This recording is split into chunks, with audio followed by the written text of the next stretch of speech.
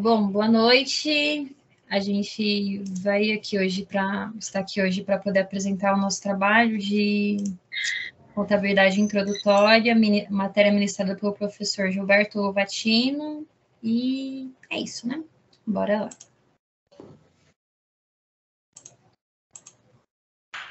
A gente é do segundo semestre de Ciências Contábeis das Faculdades Integradas Campus Sales. Bom, a gente vai abordar aqui 3 desafios propostos pelo professor Gilberto, né? Que é cada desafio que a gente vai apresentar aqui, ele é relativo a uma das unidades de aprendizado que a gente teve nesse semestre. Então, nosso desafio da unidade 4 vai ser relativo. Foi proposto que realizássemos e apresentássemos as demonstrações contábeis referente a uma empresa. O desafio da unidade 5, ele aborda aqui, nos foi apresentado um balanço de uma determinada empresa, no qual havia erros, e foi necessário apontá-los, identificar. E o desafio que a gente vai abordar na unidade 6 é que nós temos que interpretar os lançamentos e montar razonetes de acordo com os dados propostos para nós. Certo. Eu sou o Glauber, tá? No segundo semestre, e eu vou apresentar aqui a unidade 4. Com o objetivo de receberem as informações com antecedência para participarem da Assembleia Geral Ordinária, AGO, da empresa JF, Comércio Exterior S.A., os acionistas receberam o conjunto completo das demonstrações contábeis do período. E tem a data.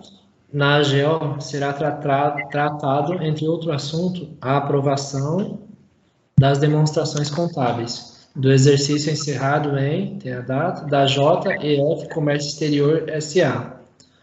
Porém, os acionistas que não têm formação na área contábil, e trata-se da primeira AGO que participam, na primeira leitura das peças contábeis, em especial o balanço patrimonial e a demonstração do resultado do exercício, eles não entenderam as informações constantes nestas demonstrações. Entre as dúvidas estavam como se atribuía o nome a cada conta contábil no balanço patrimonial e por que as contas não estavam em ordem alfabética no balanço patrimonial.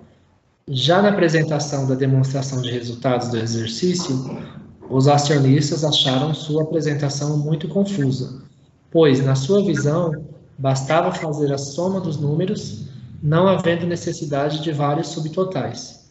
Diante do exposto, você deverá explicar as normas que norteiam a estruturação de um balanço patrimonial e a demonstração de resultados do exercício. Próxima página. Dúvidas e respostas do balanço. Por que o nome das contas contábeis? O porquê do nome das contas contábeis é uma forma de padronizar e classificar as contas, a fim de que cada lançamento tenha seu devido destino, para que haja uma linguagem universal dentro dos balanços e DRE. Por que as contas não estão em ordem alfabética? A organização das contas do balanço são sempre feitas em ordem decrescente de liquidez, ou seja, as contas que têm um prazo imediato para serem resgatadas, no caso dos ativos, ou pagas, no caso dos passivos e do patrimônio líquido, são listados mais ao topo do balanço. Certo? Alguém quer comentar? Certo. Bom, eu acho que assim, olhando de antemão, né, para quem não está tão acostumado com uma estrutura de um balanço, de uma DRE, realmente vai achar um pouco estranho, né? Porque que às vezes parece que está meio bagunçado, né? Mas eu acho que mas eu acho que essa coisa de liquidez ela faz muito sentido, porque faz sentido que o que você recebe primeiro, o que vai vir primeiro para você, venha primeiro, para depois o restante, né? Por isso que a gente tem até o ativo de circulante e o ativo não circulante. Porque o que foi exceder aquele exercício, né, de um ano que a gente trabalha, já fica separado até para ser mais fácil de organizar, de também visualizar, né, o que você tem a pagar, o que você tem a receber que seja, né? Sim. E também comentando um pouco sobre aquela primeira parte ali que você falou sobre o nome das contas contábeis, Eu acho que fica exatamente essa questão de ser uma linguagem universal, né? Porque a gente não sabe quais são as próximas, no futuro próximo, pode ser que algumas pessoas sejam contratadas e elas têm que saber entender, de uma certa forma, como ler, né? Ler, assim, nos termos da contabilidade, os dados e poder interpretar, saber onde pode melhorar, onde está ruim e coisas do tipo. Eu acho que isso é fundamental, né, nesse sentido. Sim, eu entendi No caso, também. para padronizar, né? Pode falar. Eu entendi também, como eu falei anteriormente, que padronizar é uma forma de a informação estar disponível. Sim. Não só o Cauê que está hoje na empresa, como se amanhã o Cauê sair e eu chegar na empresa lá, estando num padrão, qualquer responsável vai entender, saber dar andamento nas contas. Eu acho que é bom porque acaba correndo menos risco de ter uma interpretação de cada um, uma interpretação individual, entende? Sim. Fica uma coisa mais globalizada, assim, tipo, amanhã eu saio hoje. Se você vier amanhã, você sabe o que eu fiz, como eu forneci, as informações e etc. Se depois for a Aline, você sai e entra a Aline vai interpretar tudo que eu fiz, tudo que você fez, e aí ela vai dar continuidade no trabalho dela. E aí vai indo, né? E o nome, né, de cada conta também, né, das contas contábeis, é de setor, né? O setor contábil tem esse nome de balanço, de DRE. O RH tem uma outra linguagem padrão, né, para poder também diferenciar cada área, né? Sim. Porque senão Até fica muito padronizar, bagunçado. literalmente, né? Para Padronizar. Porque cada área, né, tem os seus nomes, né, que é padrão. Certo. Vamos Eu acho que é próxima? isso. Pode ir. Tá. Dúvidas e respostas sobre a DRE. Por que há subtotais? Por que há subtotais? Como dentro da organização temos receitas e despesas de diferentes naturezas, é necessário que haja uma divisão delas, a fim de classificá-las. Dessa forma, há como saber os remetentes das despesas e receitas de cada setor. Pode mudar de página. O porquê da ordem das contas?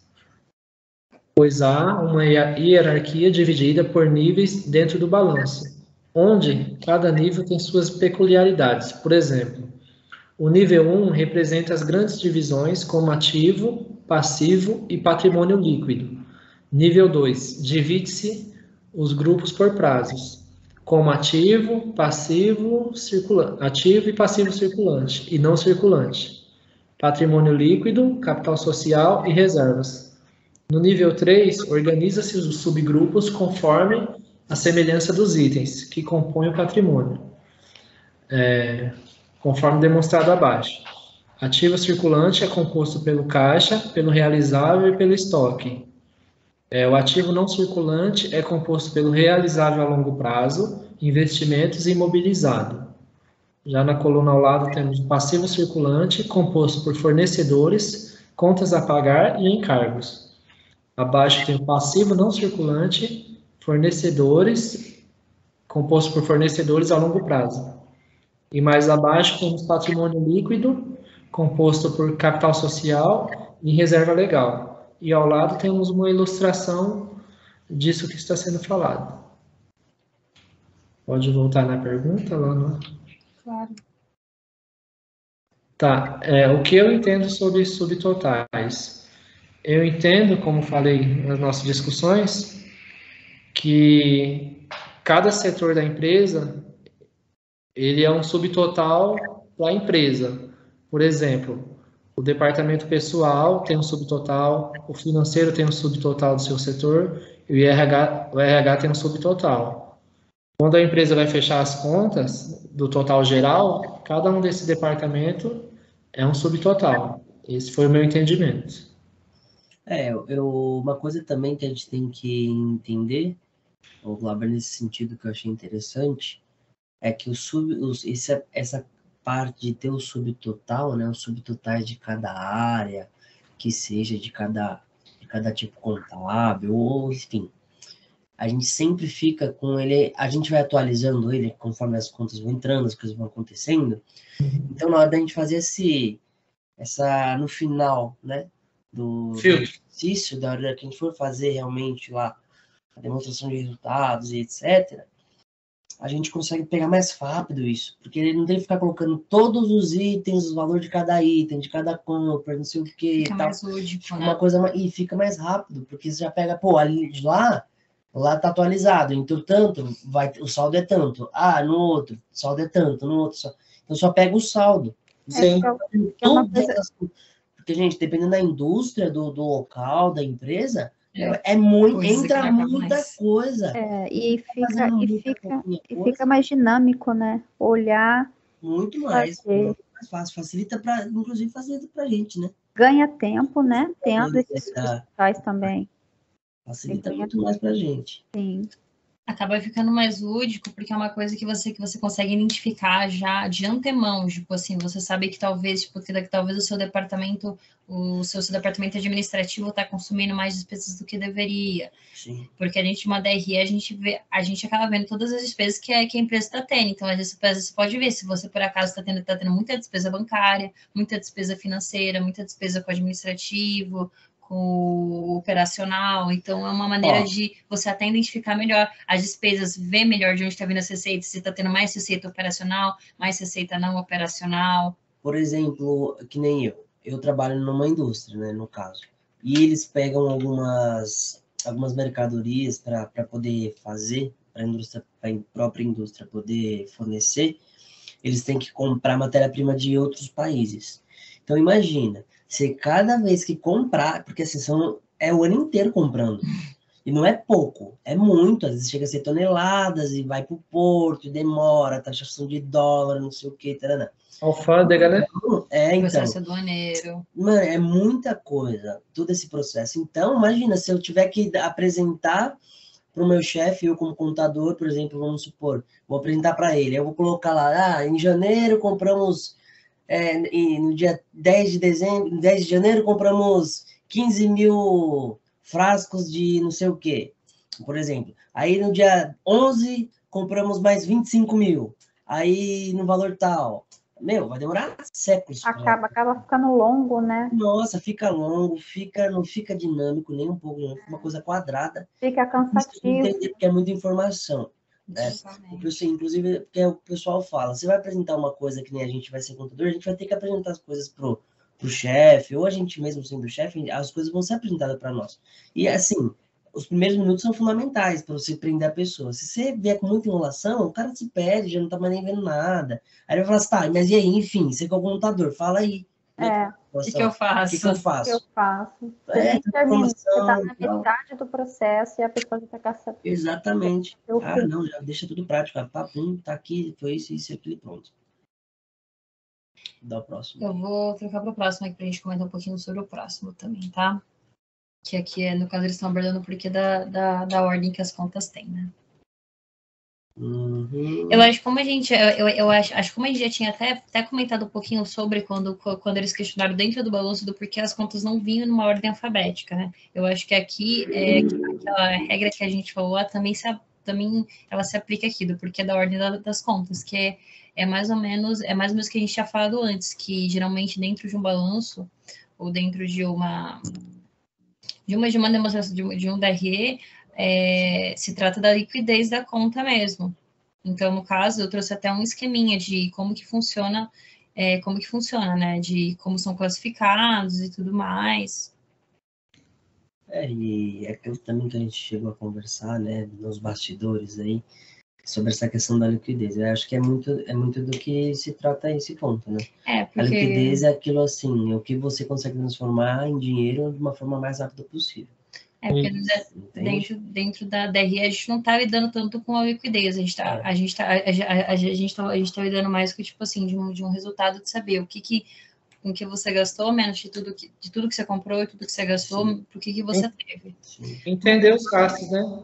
Sim, mas eu acho que é a mesma coisa. A ordem também se trata também para a gente também poder identificar o que veio de cada local. Sim. Acho que está tudo englobado, na verdade, as dúvidas deles.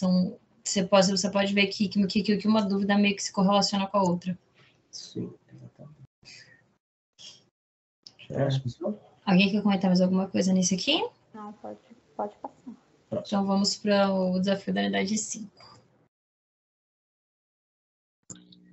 Bom, meu nome é Maísa, vou apresentar a unidade 5, que nós estudamos sobre uma empresa, né, nessa unidade, uma empresa com grande atuação no mercado, sempre teve como ponto forte o prazo concedido aos seus clientes de 60 dias para pagamento e adquiria os seus produtos pagando com 30 dias. Dessa forma, apurava sempre resultados lucrativos.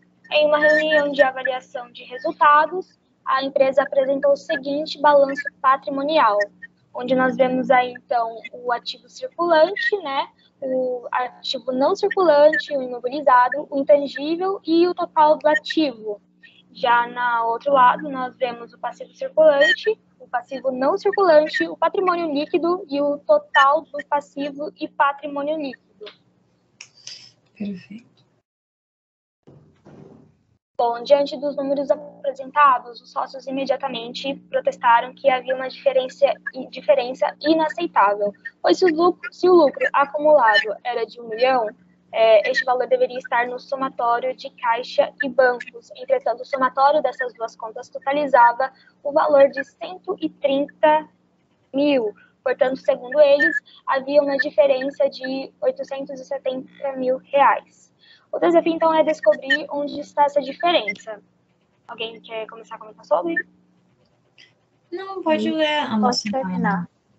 Bom, acreditamos, então, que este valor de 870 mil, que está supostamente faltando, está embutido dentro das contas do ativo, como, por exemplo, contas a receber e estoque. Por mais que não sejam contas onde vemos claramente os valores em dinheiro vivo, são bens e direitos que a empresa possui e contribui para seu lucro, que além do que este 1 milhão, não necessariamente se trata do lucro líquido desse exercício em específico, pois nessa conta está presente todo o lucro que a empresa vem obtendo desde o início de suas atividades. Ou seja, basicamente esse valor de 870 mil, né, ele estava embutido então no estoque e em contas a receber. E como a empresa ela apurou o lucro, né, essa que não recebeu ainda, ele já foi lançado como se fosse em direitos a receber. Então essas vendas elas estão a prazo e não foram constadas, não foram constadas. Sim, porque Não tem. pode executar. Pode falar, Glauber. Não, pelo que a Maísa acabou de falar, entendi que o dinheiro das vendas ainda não caiu na conta da empresa, porque eles vendem a prazo, né? 30 e 60, e esse dinheiro vai caindo aos poucos no somatório. Exatamente. Outra possibilidade é esse dinheiro tá investido em estoque. Não foi vendido ainda. Também, certo? né? Porque para você vender, você tem que ter um estoque, então você tem que gastar para poder ganhar depois. Isso. E o estoque não deixa de ser um bem que a empresa tem. Por mais que ainda não tenha virado dinheiro, é uma coisa que futuramente vai virar dinheiro. Se ele vai vender, ele vai receber depois sobre essa venda e assim por diante, né? Então, de antemão, não é uma coisa que aparentemente é um lucro, mas que está ali presente. Não deixa de fazer parte do lucro que a empresa tá tendo aí na atividade dela, né? Acho que é isso. Próximo. Alguém quer comentar mais alguma coisinha sobre isso aqui? Ou Já deu. só isso mesmo? Então tá, então vamos para o desafio da unidade 6. Então. Bom, meu nome é Cauê. Vou falar aqui sobre a unidade 6 e todas as tratativas envolvidas, tá? Bom, enunciado. O probleminha a conta é a representação gráfica da relação débito e crédito de um determinado fato administrativo. Graficamente, podemos representá-la na forma da letra T, chamada também de conta T ou razonetes. As contas são classificadas em patrimoniais e de resultado. As contas patrimoniais representam os elementos ativos e passivos, bens, direitos e obrigações, tais como caixa, duplicatas a receber, fornecedores, empréstimos, capital social e etc. As contas de resultado representam as despesas barra custos e as receitas, demonstrando o resultado do exercício como, por exemplo, salários, juros pagos, receitas de vendas e etc. As operações são registradas de acordo com a natureza de cada conta, por meio de lançamentos que ocasionam aumentos e diminuições do ativo, do passivo e do patrimônio líquido. As contas do ativo são debitadas quando bens e direitos entram no ativo e creditadas quando saem dele. As contas do passivo são creditadas quando o patrimônio assume as obrigações e debitadas quando as liquida. O patrimônio líquido, como complemento do passivo, para igualar o ativo, obedece aos mesmos mecanismos das demais contas passivas, ou seja, suas contas são creditadas quando há um aumento do patrimônio e debitadas quando há redução. As contas de despesas são debitadas, pois representam a redução do patrimônio líquido, enquanto as contas de receita são creditadas, já que representam o aumento do patrimônio líquido. As contas de resultado são fechadas na apuração do resultado do exercício. Posteriormente, a conta do resultado do exercício é fechada e transferida para a conta 7, lucro barra prejuízos acumulados, começando um novo ciclo. Durante o exercício de 2014, ocorreram as seguintes operações na empresa CIA Só Lucros Ltda. Primeiro, investimento no capital social da empresa pelos sócios Roger e Rafael, no valor de 120 mil. O valor foi depositado na conta do Banco Alfa Ltda. Segundo, compra de mercadorias, estoque, do fornecedor Bom e Barato Ltda, no valor total de 60 mil, sendo 20 mil pago no cheque número 1 do Banco Alfa Ltda e 40 mil a prazo, de 28 dias. Terceiro, receita de vendas, no valor de 85 mil para o cliente RB Atacadista Ltda, sendo 55 mil à vista, o cheque depositado no Banco Alfa Ltda e 30 mil a prazo, de 20 dias. Quarto, pagamento de despesas de salários dos empregados, no valor de 10 mil, com cheque número 2 do Banco Alfa Ltda. E quinto e último, o custo das mercadorias vendidas foi de 25 mil. A partir dos dados apresentados, seu desafio é levantar o resultado do exercício da empresa CIA Só Lucros Ltda, com base no método das partidas dobradas. Utilize a conta T ou razonetes na estruturação dessas operações para apurar o resultado do exercício. Bom, eu sou a Aline, do segundo semestre de contabilidade. Aqui são os razonetes que a gente apurou a partir dos dados que a gente recebeu, né, anteriormente, no caso, os lançamentos, né? Então, banco, capital social, fornecedores, despesas de salários duplicados a receber, receitas de vendas, estoques e custo de mercadorias vendidas. Aqui a gente usou o método das partidas dobradas, né? Então, para todo débito tem que haver um crédito. E a partir desses razonetes, a gente montou a nossa DRE, que é a declaração de resultado do exercício, e o nosso balanço, que está logo abaixo. Na DRE, a gente abordou as receitas de vendas, o custo da mercadoria vendida e a única despesa que apresenta para a gente, que é a despesa de salário. Então, a partir desses dados, o nosso resultado líquido foi de 50 mil. A gente montou o nosso balanço certinho, respeitando os dois lados, sendo que o ativo e o passivo tem que ser iguais. Acho que é isso. Alguém quer comentar alguma coisa sobre, gente? Não. Foi apresentado um lucro aí de 50 mil, né? Certo? Isso. Que na verdade, quando a gente pega um exemplo assim, né, desse exercício assim da unidade 6, que no caso eu ajudei ali também, ali fez também boa parte dele aí. A gente já demonstrando, também, né, essa parte, já tudo encaixadinho, bonitinho, acho que já é boa parte do que foi solicitado, né? Acho que não tem muito assim o que falar sobre o exercício em si, sobre essa parte da unidade 6. Não é muito comentado. Não é muito comentado, porque a gente já está demonstrando tudo no papel e está demonstrando. Então, na teoria, o resultado líquido é de 50 mil. Então, tá tudo bem. Tá tudo fluindo. É o que eu diria como contador. Não deu negativo, tá valendo. E essa demonstração tá bem clara e simples, né? Sim. Então tá muito É, bem explicadinho. É também como o próprio professor diz, né? Que assim, ele até brinca, né? Às vezes a gente fala, a gente não viu nada, tá, não sei o quê. Embora seja algo simples, já é uma coisa que a gente começa a ter uma noção bem básica, bem rasa de como funciona, de como que faz. Porque é como ele fala, tem, páginas e páginas, às vezes, para lançar nesses pontos. Então, é só o começo. E espero na nossa inclusão, inclusive, espero que esteja certo. Sim. Mas tá bem resumido, tá bem simples, lúdico. Bem claro. Perfeito. É isso, acho que tá bom. Fabi, eu acho que faltou, acho que ficou faltando você se apresentar. É verdade, gente. Eu sou a Fabiana, do segundo semestre de Ciências Contábeis. Né? Desculpa pela falha. Eu comentei as coisas, mas eu não me apresentei. O professor Gilberto gosta de improviso mesmo, então acho que ele vai gostar de uma coisa mais descontraída. Bom, aqui é nosso, né? É o nosso RA, se for preciso. Tudo certinho. E é isso. Obrigado. Então, professor Gilberto, muito obrigada pela sua atenção até aqui, pelo tempo que você tirou para poder ver o nosso desenvolvimento que a gente teve dentro do trabalho, tendo a discussão em grupo e tudo mais. A gente também quer agradecer pelas aulas que o senhor ministrou para a gente nesse semestre. A gente espera que tenha mais aulas ministradas no próximo semestre.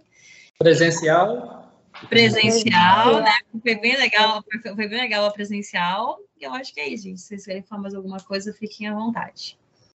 Eu quero só dar uma palavrinha também no professor. Eu quero agradecer ele também pela carisma. Eu acho que, embora a gente tivesse, acho que de todos os professores que nós temos, né?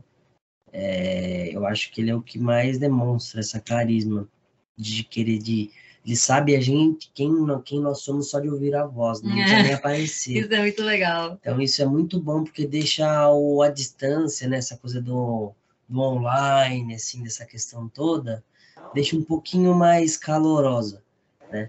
E esse fato também de, tipo, ficar trazendo, abre aí, vamos conversar, aconteceu tal coisa e tal, que ele fez nessa última aula. Que geralmente ele faz sempre isso em todas as aulas, mas na última aula, geralmente ele faz, assim, uma coisa um pouco mais despojada.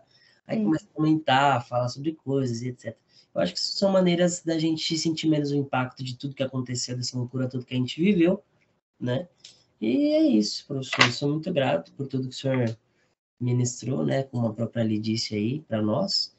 E que sua aula é sensacional, embora ela seja à distância, né? E o senhor mesmo disse que não gosta muito, que gosta mais da magia do presencial. A gente já praticou, a gente sentiu um pouquinho já das suas aulas presenciais, mas espero que a gente venha sentir cada vez mais e mais aí nos próximos anos e semestres, né? A gente vai ter pela frente. Acho que é isso. Fechou? Gente, querem falar alguma coisa? Fechou. Eu também quero só agradecer, né, o professor Gilberto pela dedicação que ele teve conosco e por esse calor humano que mesmo através de telas, de letras, ele passou para a gente pôde sentir, né, o calor humano, a vontade que ele tem de ensinar. E eu sou muito grata por ele, pelas palavras, pelos pensamentos que ele coloca na tela para a gente, pelas reflexões, né, que ele coloca na tela. É uma coisa muito boa. Com a paciência explicar também, né? Isso aí ele tem muita, né? Pro, muito obrigada por tudo. É isso.